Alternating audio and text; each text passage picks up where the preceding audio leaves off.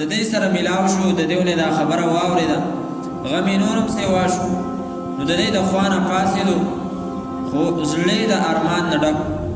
وقال وی فرمایل یا اسفا، هاي افسوسا علی یوسفا، په یوسف باندې، وبیضت او سپینې شوې وې عیناه سترګې د ده، دواړه سترګې د ده من الحزن د وجې د غم نه، فهو کظیم نو دا و ډک د غم نه، د غم نه چې دی نو زړه ډکو. او د یوسف علیه السلام په باره کې خپل فریاد هغه ښکاره کړو، خو چونکې پیغمبرو د هغه ګیلې او د هغه شکوې او فریادونه مخلوق ته نه و، بس الله تعالی سره خپل راز و نیاز و. دلته ذهن کې دا سوال راځي چې په دې سفر کې د حضرت یعقوب په اولاد کې بنیامین او د هغه مشر ورور هغه پاتې شوي دي، او حضرت یعقوب د خپل غم اظهار چې کوي نو په هغې کې حضرت یوسف یادوي. حالانکه د علماء کرامو د وینا مطابق کم از کم 18 کاله او زیات نه زیات 40 کاله دا درې قوله دي پکې. یو پکې د غالبا د 22-23 کالو دی، او کم از کم 18 او زیات نه زیات 40 کاله دا په دې منځ کې تیر شوي. او دلته هغه حضرت یوسف یادوي او دغه کشران دغه بل ورور مشر او دا کشر بنیامین نه یادوي. د هغې جواب علماء کرامو ذکر کړی دی چې اصل کې قانون دا دی چې کله یو سړي باندې یو غم راشي او دا غم لږ زوړ شي او بیا په دې پسې بل غم راشي، نو دا نوی غم هغه زوړ غم سړي ته راتازه کوي. نو دغه وجه ده دلته د حضرت یعقوب په زړه کې د هغه خپل بل زوی چې هغه حضرت یوسف دی د هغه غم راتازه شو. او د دې وجې علماء کرام ذکر کوي الشیء بالشیء یذکر، یوه خبره د بلې خبرې د وجې نه چې دی نو سړي ته ور یادېږي. والحزن بالحزن یقوی، او یو غم د بل غم د وجې نه زورور کېږي او مضبوطېږي، سیوا کېږي.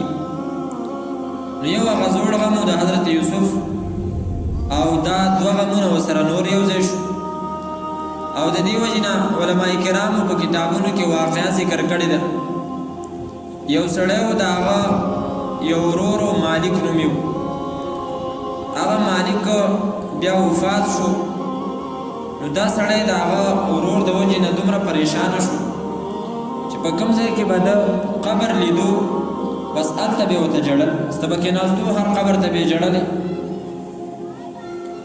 حالانکه د ورور قبر یې په بل ځای کې نو خلکو ورته وویل چې دا ته څه کې چې کوم قبر ییني نو بس هغه قبر ته ته کېنې ورته ژاړې، صرف د هغه یو قبر د وجې نه چې هغه دکادک نوم یې و، د علاقې چې هغه دکادک مقام کې کوم قبر دی د هغې د وجې نه ته اوس هر قبر ته ژاړې. نو هغه په اشعارو کې جواب ورکړی او وایي لقد لامني عند القبور على البكاء رفيقي لتذرى في الدموع السوافك فقالوا أتبكي كل قبر رأيته لقبر سوى بين اللواء فالدكادك فقلت لهم إن الشجا يبعث الشجا فدعني فهذا كله قبر مالك. زما ملګرو د جړا د وجې نه د هر قبر خواته زه ملامته کومه، او ما ته ویلي اتبکي کل قبر رأیته، هر قبر ته به ته اوس ژاړې، لقبر سوا بین اللوا فالدکادکي، دا هغه قبر د وجې نه چې هغه پلانکي ځای کې ستا د ورور قبر دی د هغې د وجې نه اوس هر قبر ته ژاړې. ما هغو ته ویلي فقلت لهم ان الشجا يبعث الشجا، ما هغو ته ویلي یو غم سړي ته بل غم ور یادوي. فدعني فهذا كله قبر مالكي، بس پرې مې دی چې کوم قبري نو دا د مالک قبر دی، ما ته هغسې ښکاري لکه څنګه چې مالک و. د دې وجې نه زموږ استاد محترم چې دا اشعار موږ ته کله بیانول نو هغه ویل چې زموږ د کلي چې کله د روس د زمانې جهاد په افغانستان کې نو زموږ د کلي یو مجاهد تلی و، یو عالم و، هلته بیا شهید شوی و. هغه دشت لیلا کې چې کوم ظلمونه شوي نو هغه ظلمونو کې هغه هم پکې شهید شوی و. بیا څه وخت پس لاړی و چېرې قبر یې ګورو یو کس ورته وویل چې دا قبر یې دی، بل ویل چې دا قبر یې دی، دوه درې څلور قبرونه یې وکتل خو هغه یو هم پکې نو. ویل بیا دا اشعار وویلې چې فدانی فهذا كله قبر مالک، بس دا ټول د مالک قبرونه دي، دا ټول زما ورونه دي اسلامي. نو دې وجې نه دلته چې کوم دی نو انبیاء کرام باندې الله تعالی مصیبتونه راولي. او د دې وجې نه حدیث مبارک کې راځي نبی صلی الله علیه وسلم فرمایي نحن معاشر الانبیاء اشد بلاء، من د انبیاء ډله په تکلیفونو کې د ټولو نه سیوایو، ثم الامثل فالامثل، بیا چې په دین کې څوک څومره مضبوطي انبیاء ته نږدې نو هغه عمره په تکلیفونو کې به هغې نږدې.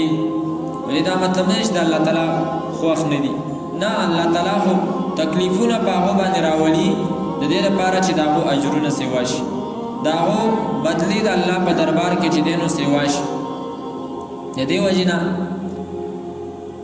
علماء کرام دلته فرمایي فسبحان من یبلی اناسا احبهم والبلاء عطاء، پاک دی هغه ذات چې هغه تکلیفونه راولي، سخت راولي په هغه خلکو باندې چې د هغه خوښي، والبلاء عطاء، او د هغه د طرف نه دا تکلیفونه بخشش دي، دا د هغه د طرف نه انعام دی.